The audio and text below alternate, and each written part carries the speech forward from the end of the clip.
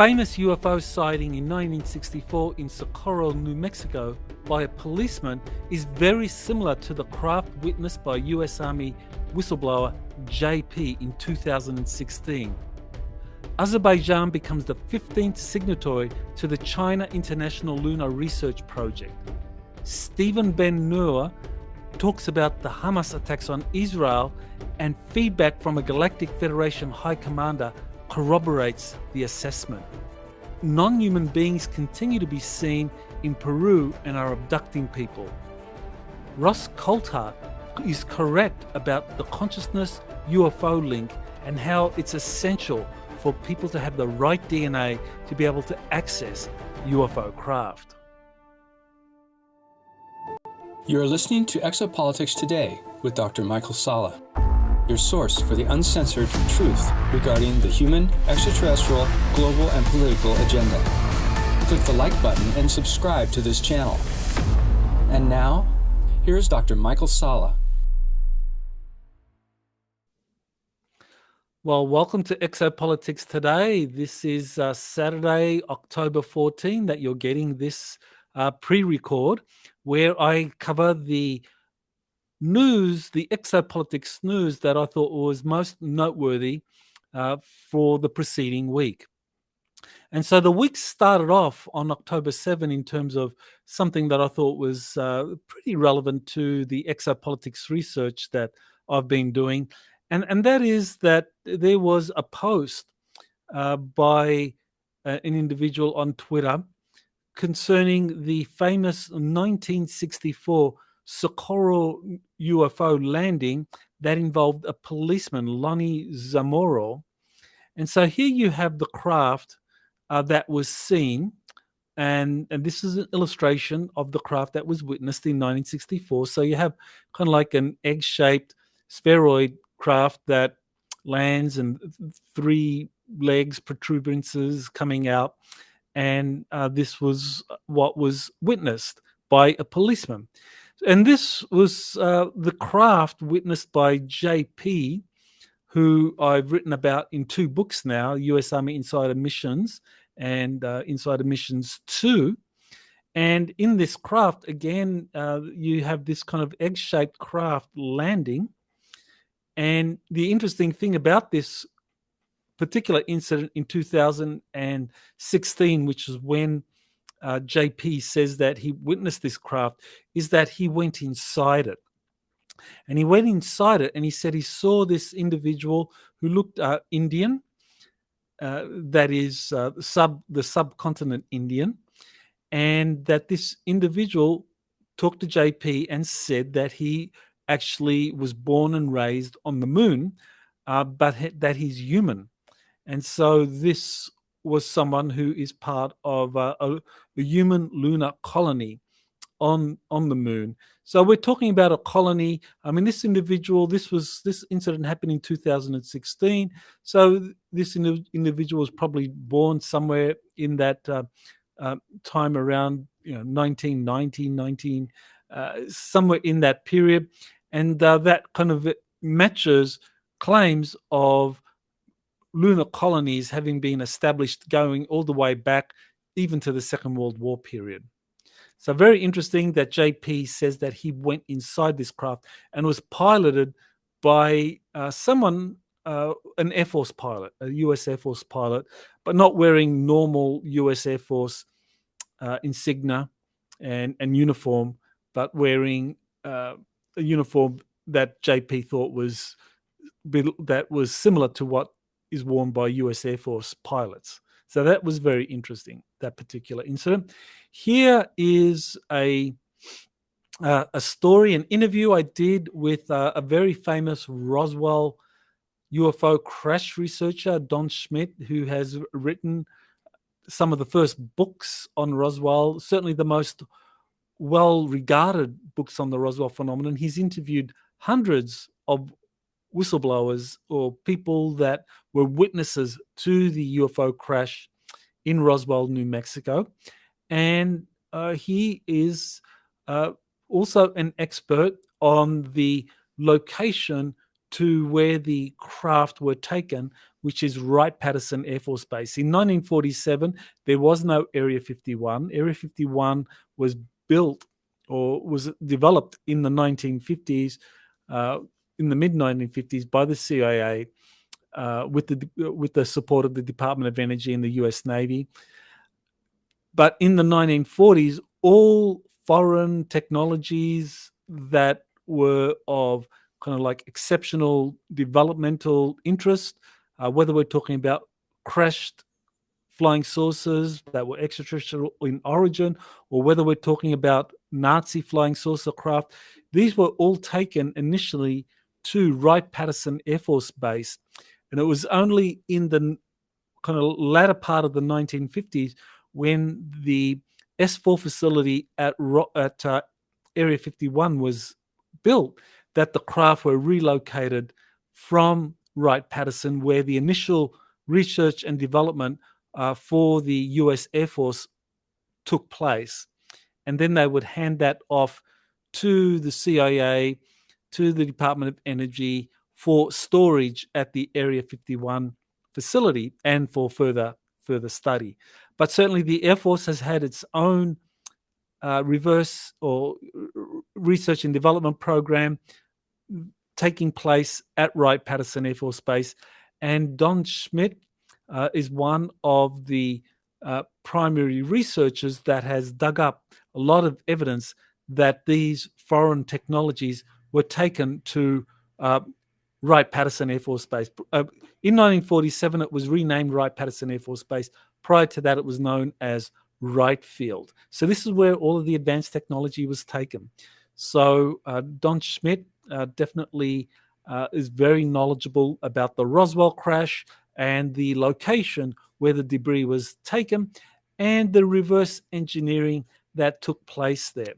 As far as the question, I asked him the question, do you think the reverse engineering was successful or not? He takes the position that Colonel Philip Corso, who wrote The Day After Roswell in 1996, that was substantially correct, that some of these technologies were successfully reverse engineered.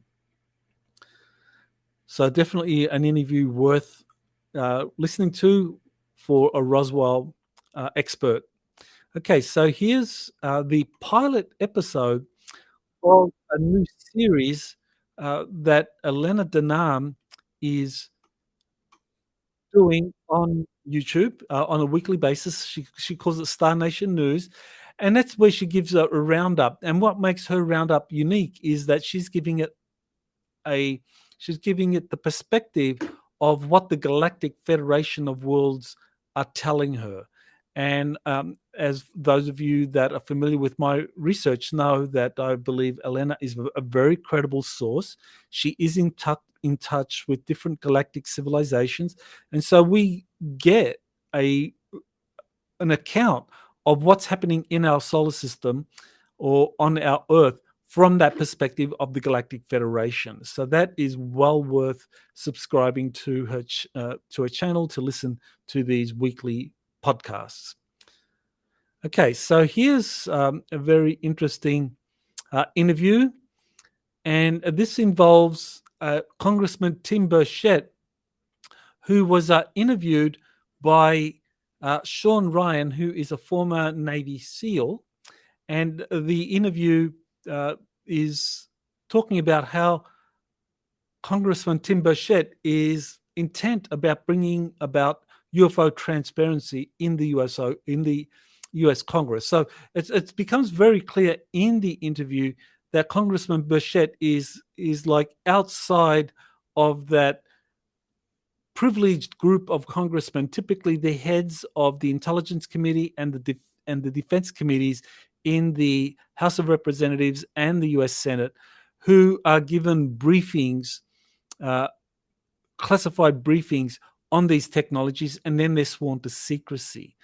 Other congressmen who are not briefed, who are not sworn to secrecy, such as Congressman Burchett, they're kept outside of that information loop. And of course, they resent it. I mean, of course, they want to know more. And he wants to bring transparency. to the UFO issue, because he believes, not only do rank and file US congressmen have a right to know about this, but also the general public has a right to know. So he's pushing aggressively to have the UFO information released into the public arena. He's trying to have hearings where these hearings present the information as far as unclassified information can be presented. So this is where there's a bit of a fine line between what can be revealed in a congressional hearing by UFO whistleblowers without them getting into trouble, while them, as opposed to them being able to talk in a public setting, in a public hearing at the US Congress, without them getting into trouble, but bringing about transparency. So that's a fine line that he's navigating, and he plans to hold another hearing in the US Congress in this year, sometime towards the end of 2023. And he is definitely wanting to bring about a UFO committee, but so far he's been unsuccessful in that. So again, you can hear more by just go to my Twitter feed and you can watch this interview. Well worth watching. It's an hour and 20 minutes. I think it's a two-parter, and the second part has just been released. So worth listening to Congressman Burchett. Okay, so here's some important development concerning space. That is that Azerbaijan has joined China's International Research Station project. It has become the 15th signatory to join this rival to the Artemis Accords that was set up by NASA under the Trump administration. So other nations that have signed on to China's International Lunar Research Station project are Russia, South Africa, Venezuela, and Pakistan. So what we are seeing here is the formation of two rival space blocks. And the Artemis Accords, of course, have been set up by the US and NASA. Currently, there are 29 nations, and these are the most prominent spacefaring nations, aside from China and Russia, that are part of the Artemis Accords. And Germany was the latest signatory to the Artemis Accords.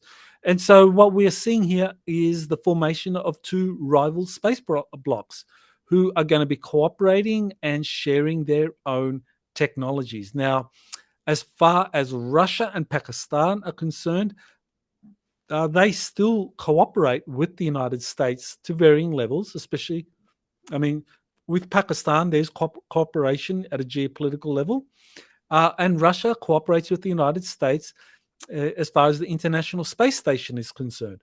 So that would be something that would be of concern to China about how these nations could kind of like, in a way, share the technologies that China is pioneering on this International Lunar Research Station, but it also works the other way as well. So very interesting, these two space blocks that are forming.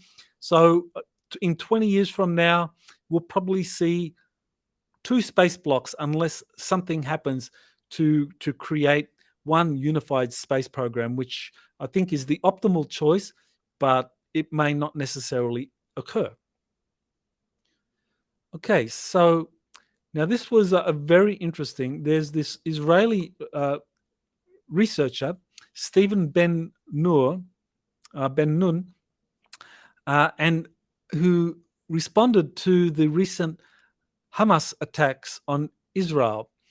And he believes, based on his research, his extensive knowledge on Israel, security measures there, that this was a staged event. And he's cited various sources pointing to that. The Earl is here for you to listen to this. And for an exopolitical perspective, this is relevant because this attack by Hamas has shifted world attention onto this new war that is threatening to expand in the Middle East. And that, of course, takes away attention from this whole UFO phenomenon. I mean, in the United States, there has been quite a lot of developments concerning UAPs. Congress has been holding hearings. There's the UAP Disclosure Act for 2023. Whistleblowers are coming forward talking about reverse engineering of non-human technologies. So this new war in the Middle East that kind of like brings out deep emotions, or whether you're on the Palestinian side or whether you are on the Israeli side, it brings out strong emotions and it distracts people from what is happening out there in space to these geopolitical events on Earth. And so this is a very effective way of distracting people and taking attention away from the UFO issue or the ET disclosure issue, which can delay the momentum towards disclosure. So that's why it's important that this is addressed from an exopolitical perspective. Now, Elena Danaan, she actually was kind enough to ask a commander from the Galactic Federation of Worlds, Jor-El, about this Hamas-Israel perspective and what is behind it.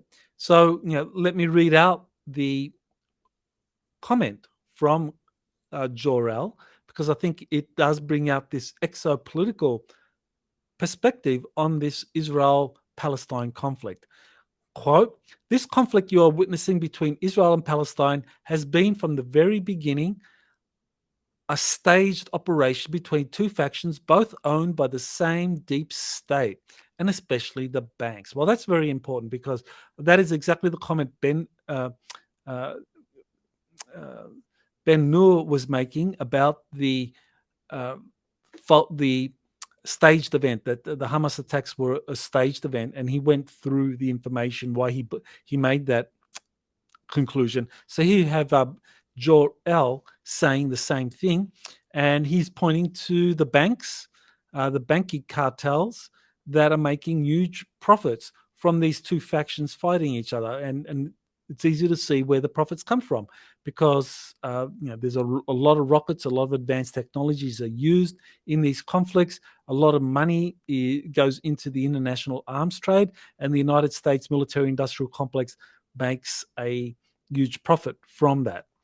So Jor-El goes on to say, this is the typical way of doing of the Enlil reptilian faction. Although Enlil and his negative faction of extraterrestrials not here anymore, they groomed well their human minions to continue the work. That is how they always proceed from the start, their own parties that they manipulate to fight against each other like pawns on a board game. These two factions are owned by the same people, and there is an economic purpose involved, but not only. So I think this is a very important exopolitical perspective on geopolitical conflicts on Earth, that both sides are played by the deep state or by the banking cartels.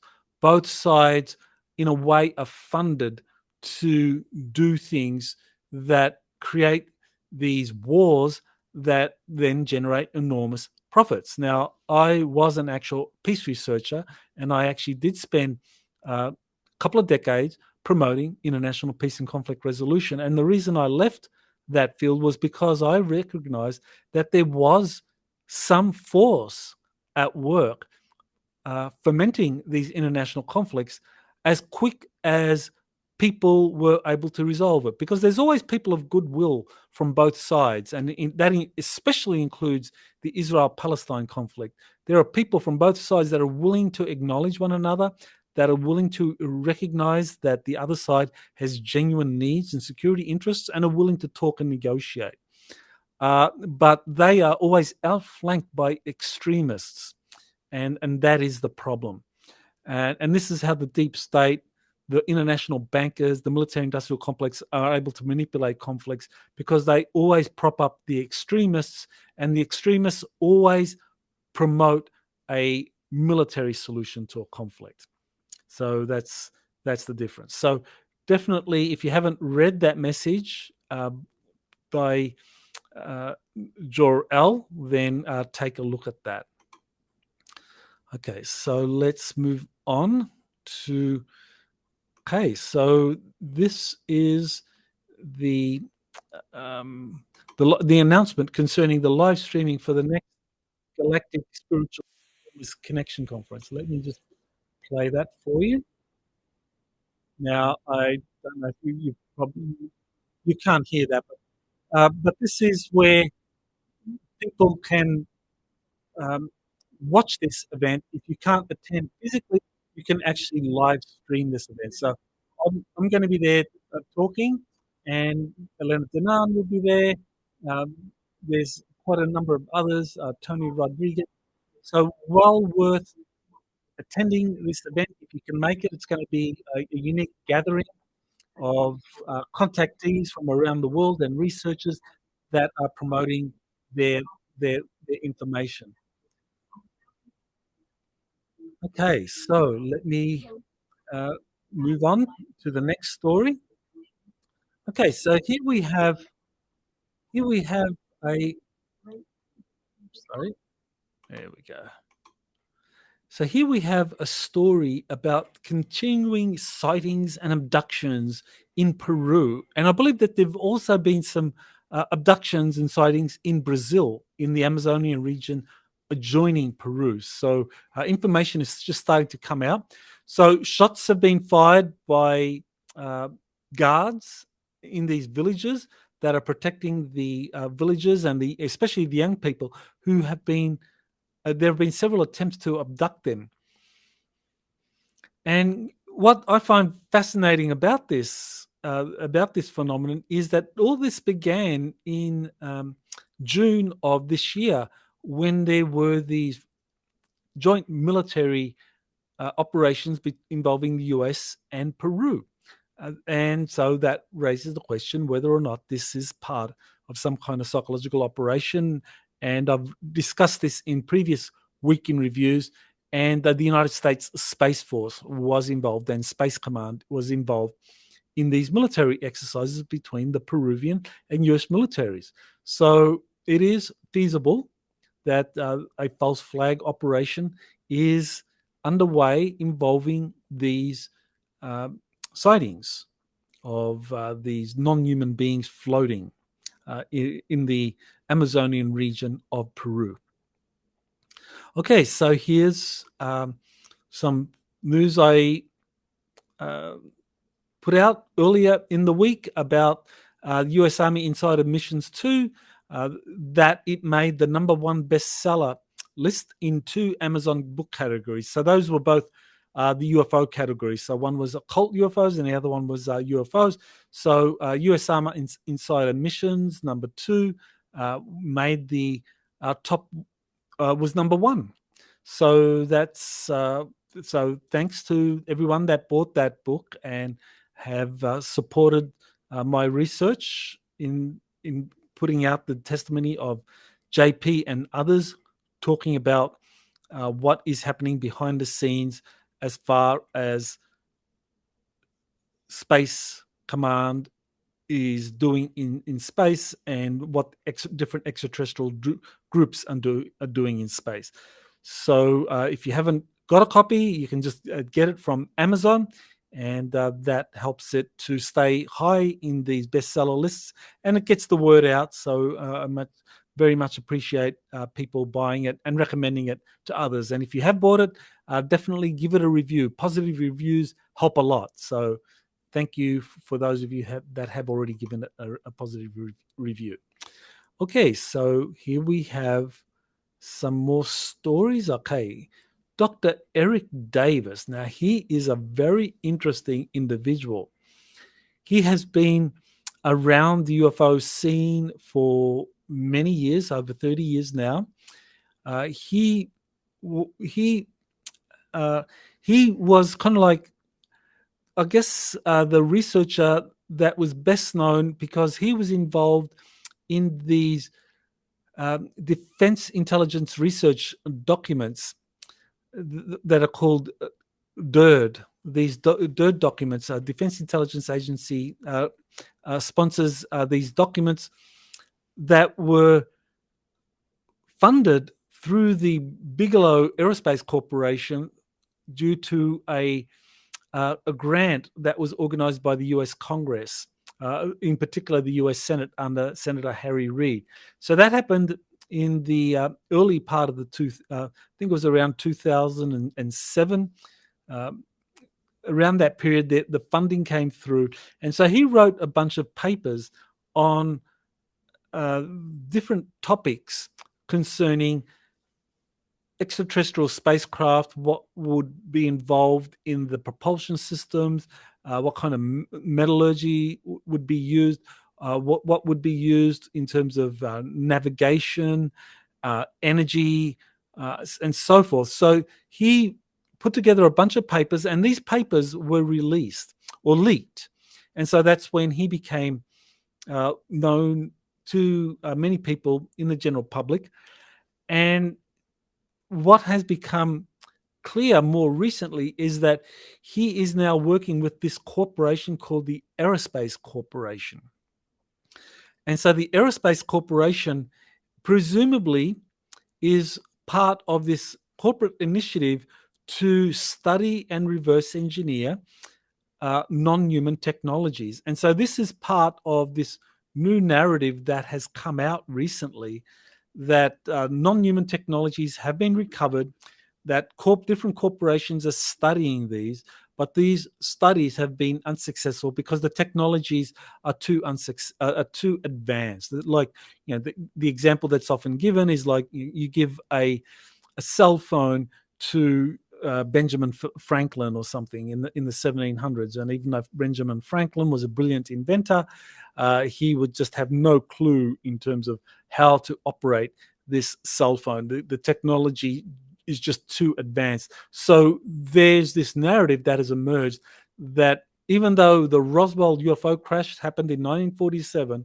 that in the 76 years since the Roswell crash, that the recovered technologies have not been reverse engineered because they're just too advanced. So that's the narrative that is being pushed by a lot of people. Eric Davis is one of those. The Aerospace Corporation, where he works, is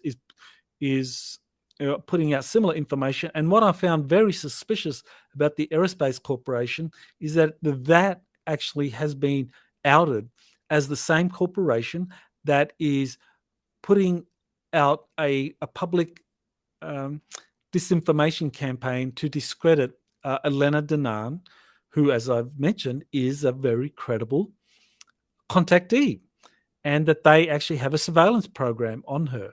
And Elena has been subjected to some assassination attempts. So this is quite serious, that companies like this and individuals associated with them are doing this kind of surveillance and discrediting. And it's like, well, is that where it stops? Where else is going? What else is going on? So there's kind of a big rabbit hole here as far as the Aerospace Corporation, Eric Davis, reverse engineering of captured extraterrestrial spacecraft, and why are they monitoring and trying to discredit legitimate contactees like Elena Danaan. Okay, so here's a roundtable discussion that came out very recently, involving a number of speakers involved in the Galactic Spiritual Informers Connection Conference. So there you have people that are going to be speaking. Danny Henderson, the organizer. You have Dan Willis, Elena Danaan, myself, Jean-Charles Moyen, Antonio Rodriguez, his wife, and an English medium who is going to be given a presentation on the Friday night. So, and Corina Pataki. So, well, as I said, this is something well worth attending, and you can live stream it if you cannot physically attend.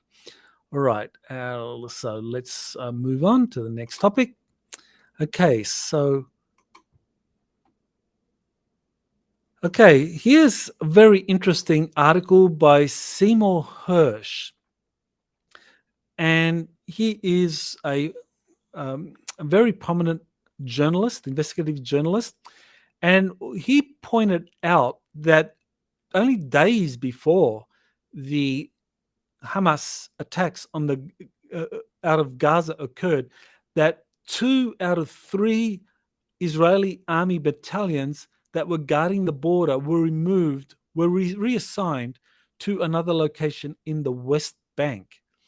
So that meant that the Israeli army was only a third of its normal strength. And of course, that was a key fact that enabled this Hamas faction of the Palestinian population or the political organization to attack this border region in Israel. Now, Hamas is an extremist organization in the Palestinian group, and it really did try to kind of maximize casualties because it wants to impose a military solution. And so, this undermines those. And there are many Palestinians that want to promote a diplomatic solution to the Israeli-Palestinian conflict. And in the West Bank, the West Bank is governed by a faction of the Palestinian political organization that is run by the president, Abbas, who does want to promote a diplomatic solution. So the effect of this attack is that at the end of the day, it strengthens extremists from both sides.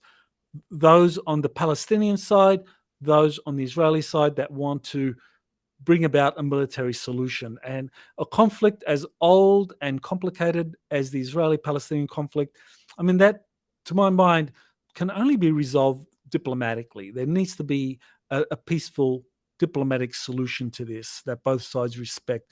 And that is not going to happen if you have extremists creating a new war. And as I've already mentioned, I believe that this war that now is expanding or is on the verge of being expanded in the Middle East, sucking in other neighboring countries, is an overt attempt by the deep state to delay or even prevent disclosure of the extraterrestrial presence. And because once the extraterrestrial presence is disclosed, then we are going to witness a new world where you're going to have incredible advanced technologies being released that deal with energy, that deal with propulsion, that deal with health, that deal with metallurgy, that deal with environmental pollution. And all of that will be delayed if you have a major war, regional war taking off in Israel-Palestine. And I think this is the last, well, one of the last cards that the deep state is playing to delay or even prevent disclosure from happening. I don't think they can succeed, but they are nevertheless trying. And if this conflict expands, then I think the result will be that disclosure will be delayed, and that is very unfortunate because it just pushes back the release of these advanced technologies and the incredible new world that will be released. So that's why we really have to be active. We have to be proactive and really promote peaceful resolutions to these kinds of conflicts.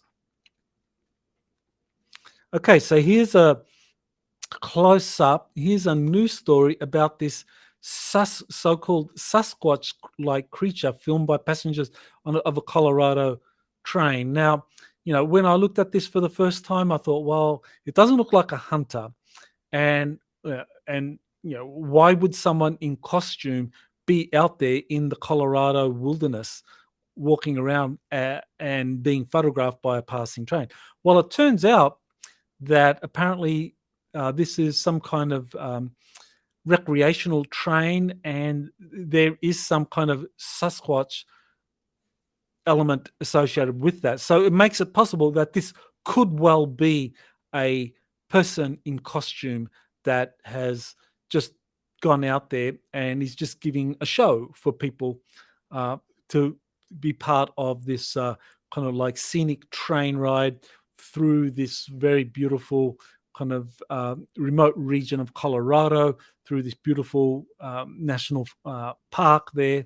I think it's 2 million square acres. So that could well be just someone in a costume, or it might be the real thing.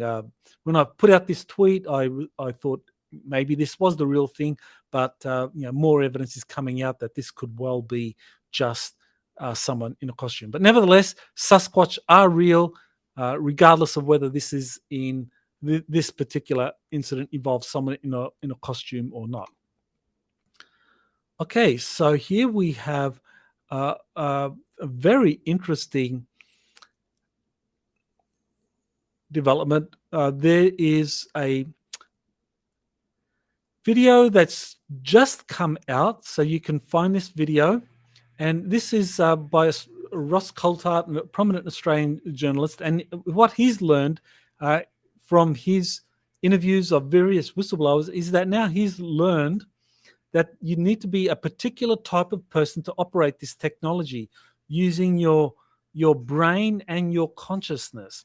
So this is from a video that has just been released. So you can find it by going to this link to this story and clicking the links there.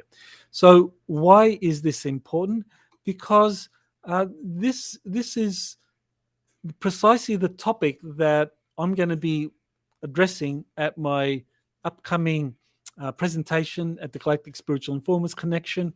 I'm going to be looking at this nexus between ancient space technologies or ancient spacecraft, which I call space arcs, consciousness, and star groups, because these ancient spacecraft, they have pods on them, and these pods, or crypts or sarcophagi if you like, they have bodies of the crew, and the crew have incarnated on Earth.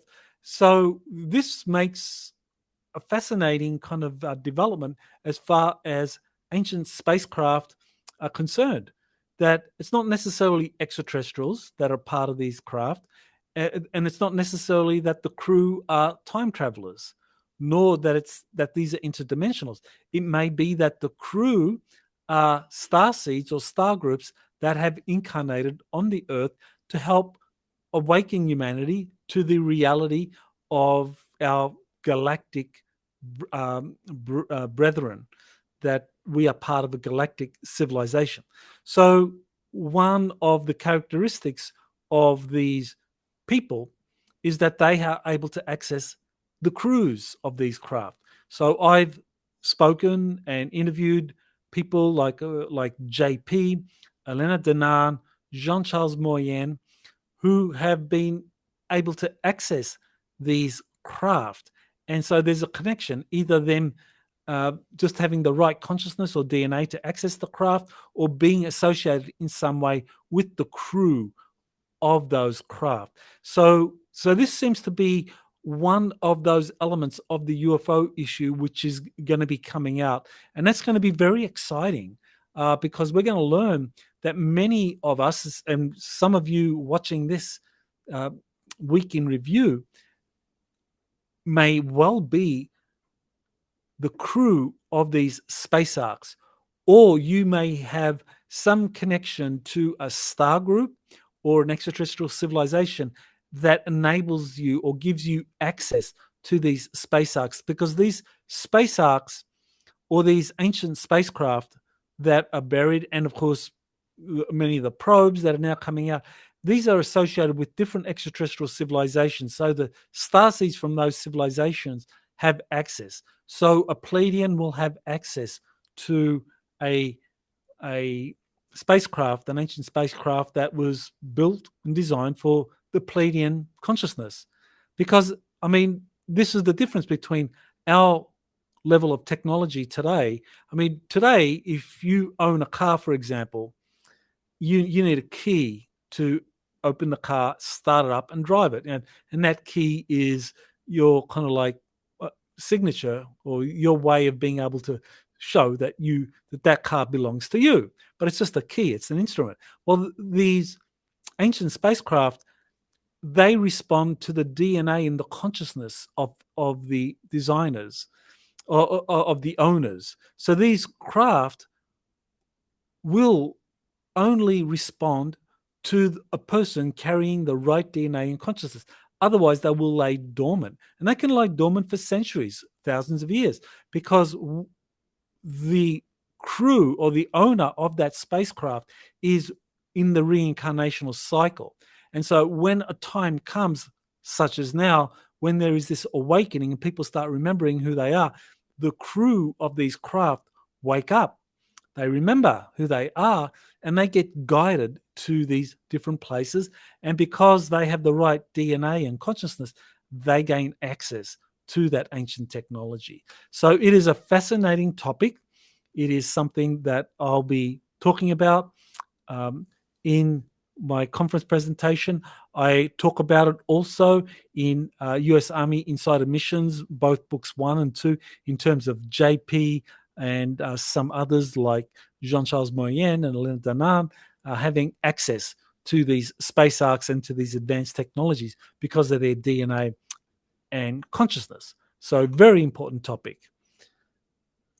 So yeah, people definitely have the right consciousness and brainwaves. They can access this ancient ET technology. And one more individual that I mentioned in my tweet is Stephen Chua. This was someone who Elena Danam interviewed, and he had the correct brainwaves to be able to safely interact with extraterrestrial technologies. He had an abundance of gamma brainwave activity, and that is something Jean-Charles Moyen also possessed in abundance that gave him access to these advanced technologies. So as far as what area of the brain is able to help people gain access to these technologies, it's that area of the brain responsible for the generation of gamma brain waves. And that is not something that can be stimulated by pharmaceutical products, because what's very interesting is that Stephen Chua said that when he was taken to Area 51 in 1980, in the early 1980s, to work on an F-15E, F-15F. E was the last of the conventional F-15s that were modified. The F-15F was a specially modified F-15 that incorporated fly-by-thought technology that was reverse engineered from extraterrestrials. So that was an extraterrestrial technology, and the pilots that interfaced with that fly-by-thought technology had to have their gamma brainwave stimulated. And the medical doctors came up with a pharmaceutical product to do that. And as a consequence, they suffered severe brain trauma.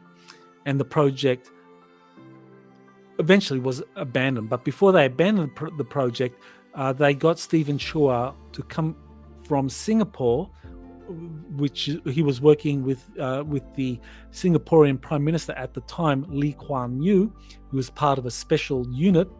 He was flown to Area 51, and he helped out for a few weeks there for them to work out whether it was possible for this kind of like fly-by-thought technology to be safely flown.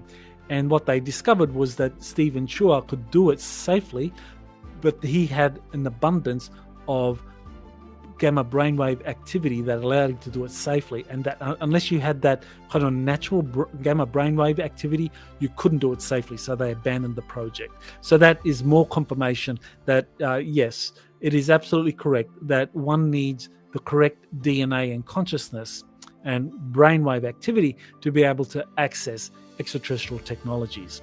So that's it for this week in review.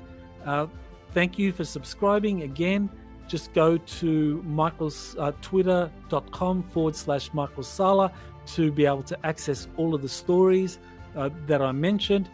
And look forward to doing this again with you next week. Thank you and aloha. You have been listening to Exopolitics Today with Dr. Michael Salla. Please remember to like, share, and subscribe to this channel. Join or start a conversation in the comments. Take the time to explore the vast library of best-selling books, webinars, and podcasts by Dr. Salla. Visit exopoliticstoday.com.